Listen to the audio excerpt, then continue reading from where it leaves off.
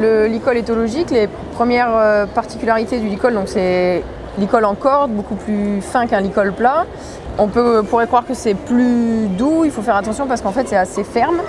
Donc au niveau du positionnement, c'est important de ne pas le mettre trop bas, parce que vous avez ici le nez qui devient un cartilage en bas, donc si on place le licol très très bas comme ça, si on agit un peu fort, il risque de faire mal au cheval. Donc le placer un peu comme une muserolle en fait, sous 2-3 doigts sous l'apophyse, et assez ajusté pour pas que le licol soit trop lâche. Voilà, une fois que j'ai le licol bien placé, je vais essayer d'apprendre à mon cheval à respecter ce licol. C'est-à-dire lui expliquer que quand je mets une pression, il faut céder à cette pression, il ne faut pas aller contre la pression. Premier exercice assez simple, c'est baisser la tête du cheval. Donc je vais appliquer une pression vers le bas, et ce que je veux, c'est pas ce réflexe d'opposition vers le haut, c'est qu'elle cède vers le bas. Donc pour ça, hop, je ferme mes doigts sur la longe, dès qu'elle va en bas, je relâche. Donc après, une fois que le cheval a compris de suivre la pression à l'arrêt, je vais essayer de le faire un peu plus en mouvement.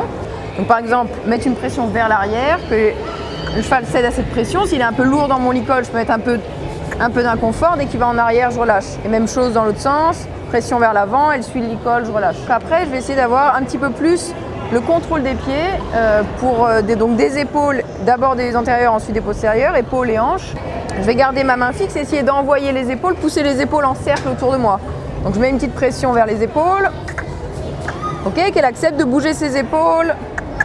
Si elle reste un peu vers moi, j'augmente la pression, voilà. Ce qui est important, c'est garder la main fixe, qu'elle sente ce point fixe au niveau du licol. Si ma main bouge au moment où elle part, elle n'a pas de repère, donc elle ne peut pas apprendre à respecter ce point fixe. Ensuite, donc même chose, même idée pour les postérieurs. Je vais rester un petit peu point fixe et aller bouger un peu les hanches. Donc mettre un petit peu de pression vers les hanches.